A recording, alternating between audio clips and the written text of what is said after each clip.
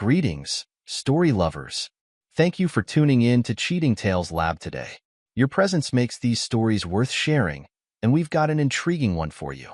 Let's get started. Mark Anderson's corner office on the 32nd floor of Boston's financial district offered a panoramic view of the city he'd helped shape. 15 years of structural engineering had taught him to spot irregularities, and lately, the foundation of his life showed concerning cracks.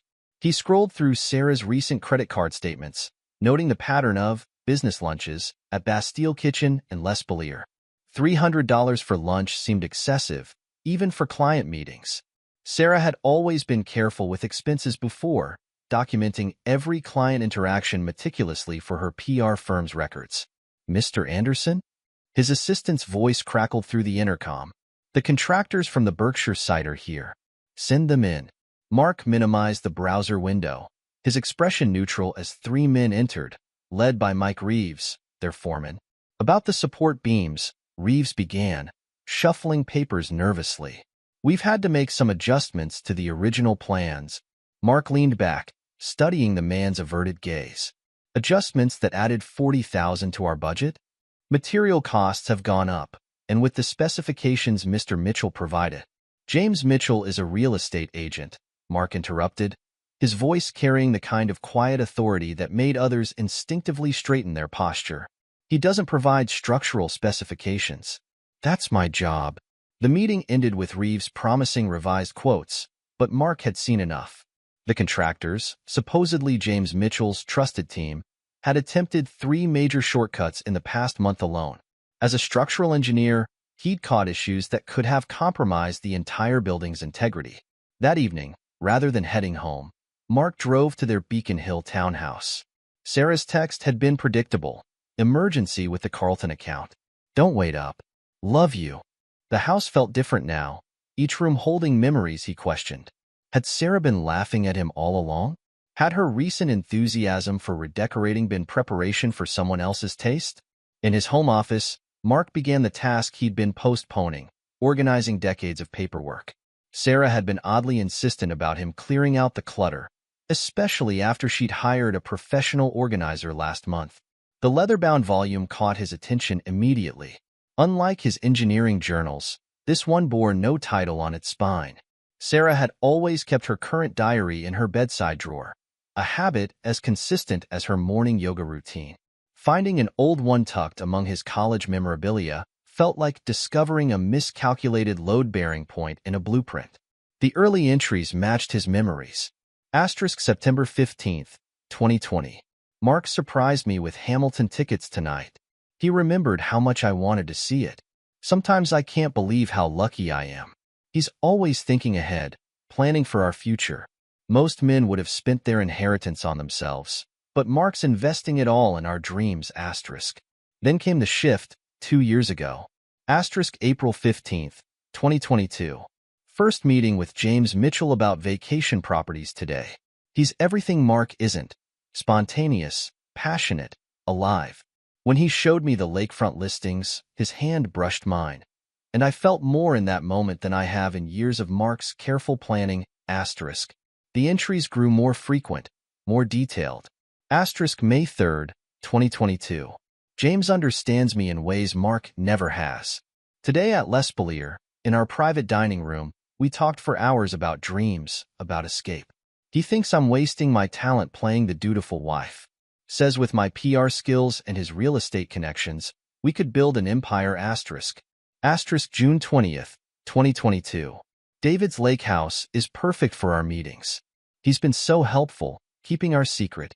Says he's always thought Mark was too rigid, too focused on his career. The lake house has become our sanctuary. James brings champagne, and we plan our future while watching the sunset. Mark's fingers tightened on the diary as he read about weekend rendezvous disguised as client emergencies, about elaborate plans coordinated through Sarah's sister Emma. August 12th, 2023. "Emma's been amazing. She's documenting everything that could help with the divorce. Every time Mark works late, every conversation about money, she's spinning it perfectly. Mark, the controlling husband, obsessed with his career, financially restrictive. Being a junior lawyer at Harrison and Pike, gives her access to the best legal minds. Thomas, Mark's old college friend, is a senior partner there. The irony of him unknowingly helping build our case is delicious. The next entry made his blood run cold. March 1st, 2024. The Berkshire house is our miracle. Mark thinks he's building our dream home, using his inheritance and savings to create an $850,000 anniversary surprise. He has no idea he's financing our escape. James already has buyers lined up for his house, and David's helping with the paperwork. The contractors are charging extra, skimming enough to fund our fresh start. Just a few more months of playing the devoted wife. A knock interrupted his reading. "Hey, buddy. Thought I'd check how the house plans are coming along." David Williams stood in the doorway, restaurant owner confident in his tailored suit. 15 years of friendship, through divorces, business failures, family deaths, and now this. "Perfect timing," Mark said, gesturing to a chair. "I was just reviewing the contractor quotes you recommended." David settled in, loosening his tie. "Finding everything in order?" Interesting choice of words. Mark kept his voice neutral. "The support beam specifications seem creative. Construction costs are crazy these days." David shrugged, but his eyes darted to the diary on Mark's desk. "Sarah mentioned you've been working late. Thought you might need a break. The lake house is always open to you." "How generous." Mark allowed a slight pause.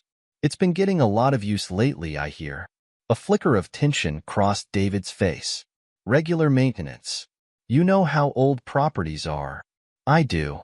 Mark stood, walking to his window. "Foundations are crucial. One crack, one weakness, and everything can collapse."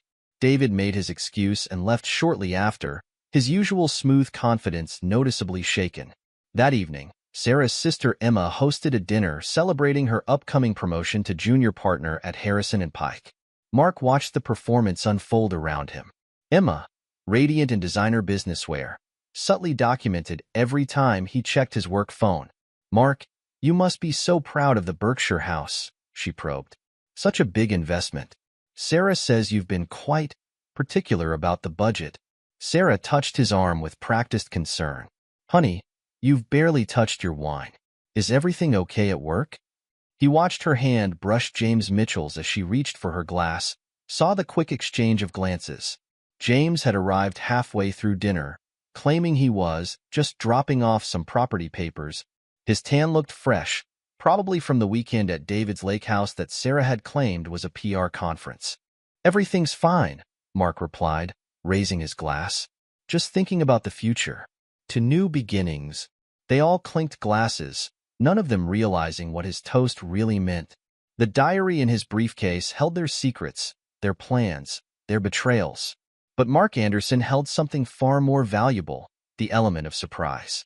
Later that night, after Sarah claimed another PR emergency and left, Mark made 2 phone calls. The first to Angela Chan, a forensic accountant he'd worked with on construction fraud cases. The second to Michael Zhang, his college roommate turned cybersecurity specialist. The game was already in motion.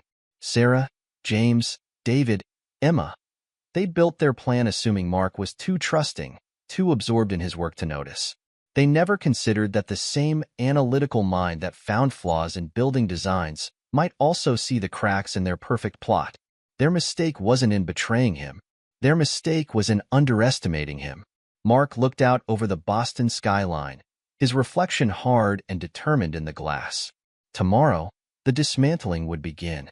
But tonight, he would play his role perfectly. After all, Sarah wasn't the only one who knew how to put on a performance. Angela Chin's office overlooked Boston Harbor, its minimalist design reflecting her precise approach to forensic accounting. She studied the financial records spread across her desk, her expression growing darker with each page. "They weren't even subtle about it," she said as Mark sat across from her.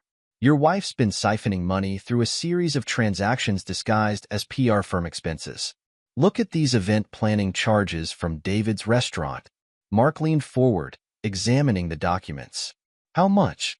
"Nearly $200,000, transferred to a private account over 18 months. Angela highlighted several entries. She used David's restaurant as a front. Every corporate event was just a way to move money. Basic laundering, really? I'm almost insulted by how obvious it is. Show me everything.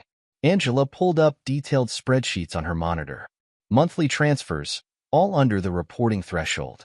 PR firms' books show legitimate-looking expenses for event planning, client entertainment, venue rental.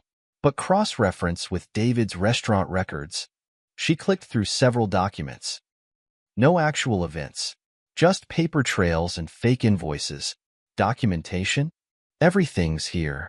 Angela handed him a USB drive. All legally obtained, all admissible. I've highlighted the most egregious violations. The IRS would be very interested in how David's been reporting these events. Mark pocketed the drive. What about the construction payments? That's where it gets interesting. Angela pulled up another file. Your contractors have been overcharging by about 40%. The excess gets split, half to an account controlled by James Mitchell, half to various shell companies. Classic kickback scheme. As Mark drove to his next meeting, Sarah called. He put her on speaker. Honey, Emma's planning a surprise party for Thomas next month. Could you transfer $10,000 to our joint account? I want to help with the costs since he's been such a good friend. Mark's grip tightened on the steering wheel. $10,000 for a party? Well, you know Thomas, only the best. And after all he's done for us. Of course. Mark kept his voice neutral. I'll take care of it. Michael Zhang's cybersecurity firm occupied a converted warehouse in Cambridge. His old college roommate had grown from a dorm room hacker into one of Boston's top digital security experts. You're not going to like what I found, Michael said, leading Mark to a secure room. Your wife's been busy. Separate email account, encrypted messaging, detailed documentation of your assets. He pulled up screenshots on a large monitor. She's been sharing everything with James, bank statements, investment portfolios, property valuations. They've got spreadsheets tracking your work schedule, travel patterns, even your gym routine. Show me. Michael opened various files. It's all here. Emails, messages, shared documents. They've been planning this for nearly 2 years. Sarah's been photographing financial documents, sending them to James through encrypted channels. What about Emma's involvement? That's the real prize. Michael pulled up another folder. Found these in Sarah's cloud storage. Emma's been building a case against you for months. Look at these incident reports. Normal conversations twisted to sound controlling. Routine financial discussions painted as abuse. He scrolled through documents. She's got witness statements from David about your aggressive behavior at his restaurant. Alleged arguments about money. Accusations of financial control. All carefully dated, documented, and completely fabricated. Can you access James's professional records? Michael's grin was predatory. Already did. Found some interesting communications with those contractors.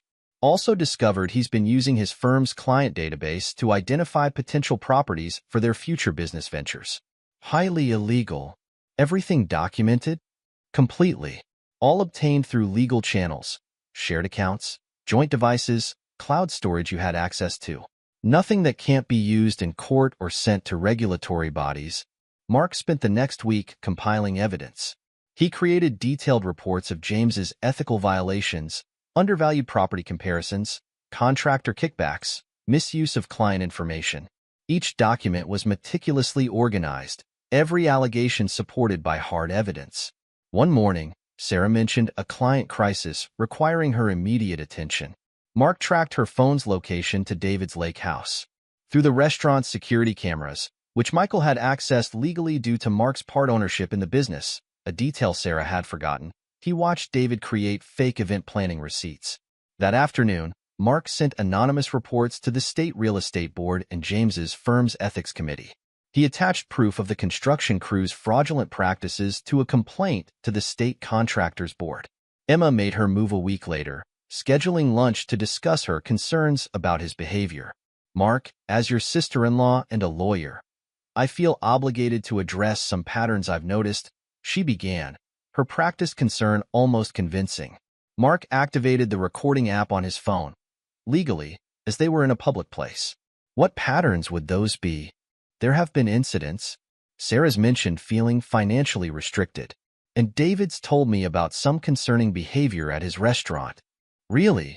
Mark's voice remained calm. Like the incident reports you've been fabricating? Or the witness statements you've been collecting from David about events that never happened? Emma's professional mask slipped. I don't know what you're talking about. I think you do. Mark pulled out a folder. In fact, I have copies of everything. Your detailed reports, your carefully crafted narrative, your communications with Sarah about building a divorce case. Interesting reading. Those are privileged documents, not when they're fabricated evidence stored on shared cloud accounts. Mark's smile was cold. How do you think Harrison and Pike would react to proof that their newest junior partner is creating false evidence? How would the bar association view that? Emma's face drained of color. You wouldn't dare. I already have. Mark stood. Thomas received copies this morning. He's probably reviewing them right now, deciding between protecting you and protecting his firm's reputation. Her phone buzzed. Thomas's name appeared on the screen. Mark left her staring at it, her carefully constructed future crumbling around her. That evening, Sarah was especially attentive. You seem tense, honey. The vacation house project getting to you? Just thinking about the future, Mark replied, watching her tap out a message to James under the table. Everything will work out perfectly, she said, her smile not reaching her eyes. Trust me. Mark did trust her, trusted her complete inability to imagine him as anything but the predictable, trusting husband she'd married. Her fatal flaw wasn't her infidelity or her greed. It was her absolute certainty that she was the cleverest person in the room. The next day, Thomas called an emergency meeting at Harrison and Pike. Emma sat in the conference room, her legal career disintegrating as senior partners reviewed her misconduct. This is a mistake, she protested. Those documents are taken out of context. There is no context, Thomas interrupted, where fabricating evidence is acceptable. The Bar Association has been notified. Clean out your office. James Mitchell was having an equally bad day. His firm's ethics committee had called him in for an emergency review. The evidence was overwhelming: property manipulation, contractor kickbacks, client data theft. This is ridiculous, he blustered. I'm your top agent. Not anymore, his manager replied, sliding over suspension papers. The state board is investigating. We're cutting ties. David's restaurant received notice of an IRS audit. The fake event planning payments had drawn attention. His carefully maintained books wouldn't withstand scrutiny. Sarah remained oblivious, still certain her perfect escape plan was on track. She didn't notice Mark's careful documentation of her financial infidelity, didn't realize every move she made was being recorded, every transaction tracked. Their game of deception was ending, but only one player knew the score. Mark sat in his office, reviewing Angela's final report. Every piece was in place: financial records, digital evidence, legal documentation. Sarah and her conspirators had built their plan assuming he was too trusting to notice, too conventional to act. They never considered that the same mind that found flaws in building designs might also see the weaknesses in their scheme. Their mistake wasn't just betrayal. Their mistake was underestimating the man they betrayed. Mark closed the report and picked up his phone. It was time for the final phase. Sarah wanted an escape plan? He'd give her one. Just not the one she expected. The dismantling was complete. Now came the execution. Mark Anderson sat in his lawyer's office, Richard Holbrook's corner suite, offering a view of Boston's financial district where this all began. The morning sun glinted off surrounding buildings as they reviewed the final documents. Everything's in place, Richard said, spreading papers across his mahogany desk. The timing has to be perfect. Walk me through it again. Richard pulled up several documents on his monitor. Your protected assets are secured. The trust your grandfather set up is ironclad. Sarah can't touch it. We've documented every instance of financial infidelity, including the $200,000 she siphoned through David's restaurant. The vacation property? Wei Zhang is ready. His investment firm specializes in quick, discreet real estate acquisitions. The paperwork's prepared. Once you give the word, we can close within hours. Mark nodded. And the foundation? Articles of incorporation are filed. The Phoenix Foundation, supporting survivors of financial infidelity. The press release is ready. emphasizing the anonymous donor's personal experience with spousal betrayal and financial fraud. Local media's already interested. They love these human interest stories. Richard pulled out another folder. The divorce papers are prepared. Want to review the note again? No need. Mark stood, straightening his suit. Time to end this. The next morning, Mark met Wei Zhang at the property registration office. Sarah was at her PR firm's quarterly board meeting, the perfect alibi for what was about to happen. Mr. Anderson. Wei's handshake was firm, his smile knowing. The funds are ready for transfer. My clients appreciate discreet transactions. Within 2 hours, the Berkshire vacation home had new owners. The $100,000 profit landed in Mark's private account, while the foundation received an anonymous donation matching what would have been Sarah's share. Mark's phone buzzed, James Mitchell calling. He let it go to voicemail, imagining James's panic when he checked property records and found his escape plan vaporized. The next phase began at the State Real Estate Board. Mark watched from across the street as James emerged from their offices, face ashen. His firm had already cut ties, their reputation in Boston's luxury market too valuable to risk. Mr. Mitchell, a local reporter approached, camera rolling. Any comment on the allegations of ethical violations and fraud? James shoved past them, but the damage was done. By evening, his suspension was public knowledge. 10 years building his reputation in Boston's luxury real estate market, destroyed in a day. At David's restaurant, IRS agents conducted their audit. Mark watched through the restaurant's security cameras, still accessible through his part ownership, as they questioned staff about non-existent events. Mr. Williams, one agent said, could you explain these payments for corporate events?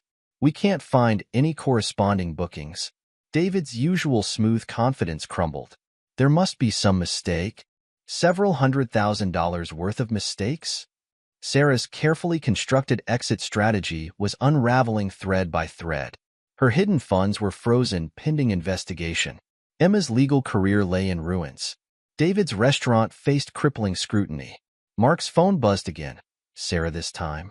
Honey, something's wrong with our accounts. I can't access. Strange, Mark replied, his voice neutral. Have you checked with the bank? They're saying something about a fraud investigation, and James isn't answering his phone. Must be stressful, like planning a secret divorce, or having an affair. The silence on the line was deafening. Mark, Sarah's PR-trained voice wavered. I can explain. Save it for your crisis management team. Oh, wait, aren't you on indefinite leave? He ended the call, nodding to Richard. Time for the final move. At precisely 2 p.m., a courier entered Sarah's PR firm carrying divorce papers and a sealed envelope. Mark watched through the lobby security feed as Sarah received them, her carefully maintained composure cracking as she read his note. Surprise. Found a better retirement plan. Attached were copies of her diary entries, financial records, documented evidence of every betrayal. In the office around her, phones began ringing as news of the Phoenix Foundation's launch spread. Local media loved the story. Prominent PR executive caught in financial fraud scandal, her firm's reputation at stake. Sarah rushed home, likely expecting a confrontation. Instead, she found the house empty except for her belongings and meticulously organized evidence of her deceptions. Every drawer, every shelf held proof of another betrayal, bank statements showing her hidden accounts, photos from David's lake house, emails with James planning their escape. Mark watched from his hotel suite as Sarah emerged from their house hours later, mascara streaked down her face. His phone began ringing, first Sarah, then James, then David. He blocked each number methodically, like removing damaged supports from a compromised structure. Local news led with James's suspension and the Phoenix Foundation's launch. The Foundation's first workshop was already oversubscribed, identifying signs of financial infidelity in marriages, featuring a prominent divorce attorney as speaker. The next day, Sarah's PR firm announced her indefinite leave of absence. Due to personal matters, their statement read. The irony of a PR executive unable to manage her own crisis wasn't lost on industry observers. That evening, Mark sat in Richard's office reviewing the aftermath. Sarah's carefully constructed world had crumbled in 48 hours.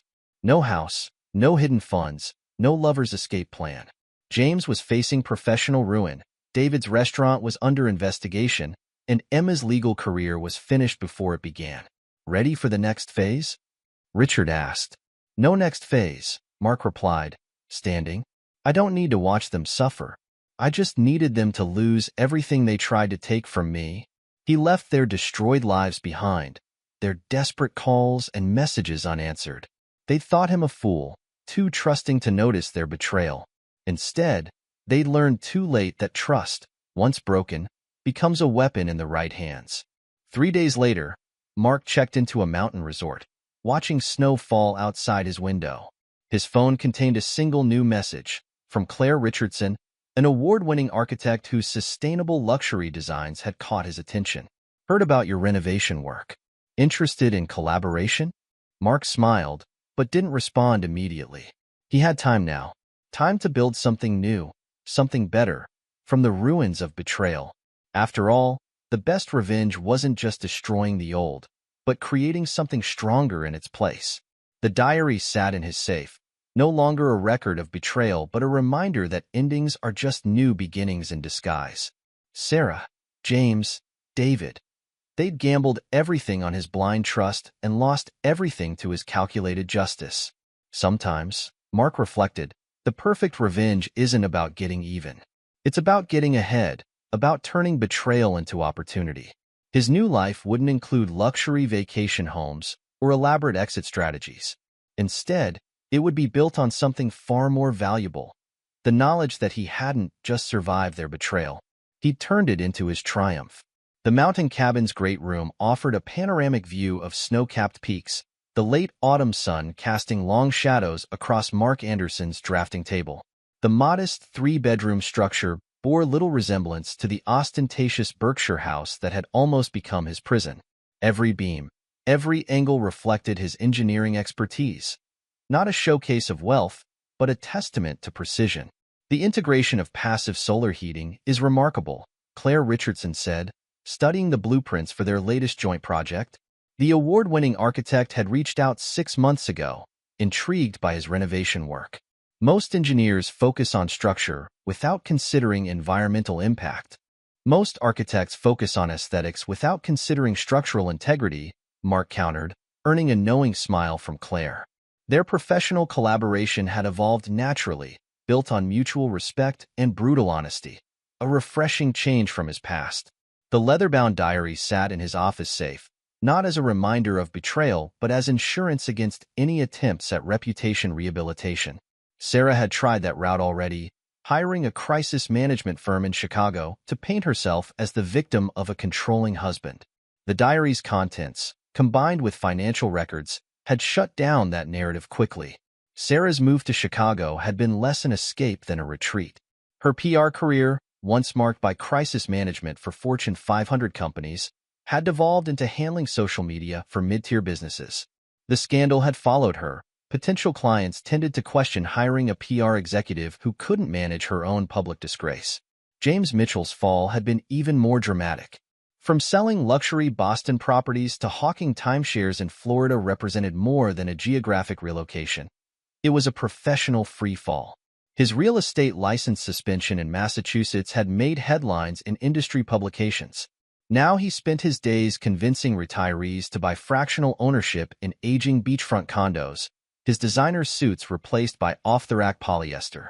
David Williams had finally sold his restaurant at a 60% loss. The IRS audit had uncovered more than just the fake event planning payments. Years of creative accounting caught up with him. He'd avoided jail through a plea deal, but his reputation in Boston's restaurant scene was irreparably damaged. Last Mark heard, David was managing a chain steakhouse in suburban New Jersey. Emma's legal career ended before it truly began. No law firm would touch a junior lawyer with ethics violations on her record. The State Bar Association's censure ensured she'd never practiced law in Massachusetts. She'd moved back to their parents' house in Connecticut, working as a paralegal in a small-town practice, a far cry from her Harrison and Pike ambitions. Thomas, after reporting Emma's misconduct, had been made senior managing partner at Harrison and Pike. His choice of professional integrity over personal loyalty enhanced his reputation. He and Mark still met for occasional lunches, their friendship stronger for having weathered the storm together. Angela Chun had expanded her forensic accounting practice, using the case as a teaching example for her staff. The complexity of Sarah's financial maneuvers, while ultimately amateurish, provided excellent training material. She'd even spoken at the Phoenix Foundation's workshop, explaining how to spot signs of financial infidelity. Michael Zhang's cybersecurity firm landed several high-profile contracts after their handling of the digital evidence. His meticulous documentation of Sarah and James's electronic communications became a case study in legal electronic discovery. He'd recently opened a Boston office, with Mark as one of his first clients. The Phoenix Foundation had exceeded expectations. Their workshops on identifying financial infidelity and spousal fraud drew attendees from across New England. Mark's anonymous donation had grown through additional contributions, funding research into patterns of financial deception in marriages. The Foundation's work had already helped several families identify and stop similar schemes before they developed fully. The contractors who had participated in James's kickback scheme faced their own reckonings. The state board's investigation led to multiple license revocations. The construction industry's tight-knit nature ensured their reputation followed them, making it nearly impossible to find work in New England. Mark's collaboration with Claire had produced 3 successful projects, each showcasing their shared commitment to sustainable luxury design. Their professional relationship evolved gradually into something more personal, built on a foundation of transparency and shared values. Unlike Sarah's calculated affection, Claire's straightforward nature found beauty in honesty rather than manipulation.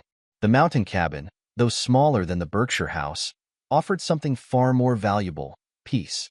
Its mortgage-free status reflected Mark's new philosophy. True security came not from elaborate escape plans or hidden accounts, but from building something solid and sustainable. Looking out over the valley below, Mark reflected on the past year's transformations. Sarah, James, Emma, and David had gambled everything on their perfect escape plan, certain their victim was too trusting to fight back. Instead, their betrayal had freed him. While they scattered across the country, trying to rebuild shattered lives and ruined reputations, he'd built something new, a life anchored in honesty rather than deception. The diary remained in his safe, its pages a reminder that sometimes endings are disguised beginnings. He'd not only survived their betrayal, but had turned it into a foundation for something stronger. His new life wasn't built on escape plans or hidden agendas. Instead, it rested on something far more valuable: the knowledge that the best revenge isn't about destruction, but about creation. From his cabin's deck, the horizon stretched endlessly clear, unmarred by lies or manipulation. He'd learned that true wealth wasn't measured in square footage or account balances, but in the ability to sleep soundly, unburdened by deception. Sarah and her conspirators had tried to steal his retirement dream. Instead, they'd given him something priceless: a chance to build a better one. This is where our story comes to an end. Share your thoughts in the comment section. Thanks for your time. If you enjoy the story, please subscribe to this channel. Click on the video you see on the screen, and I will see you there.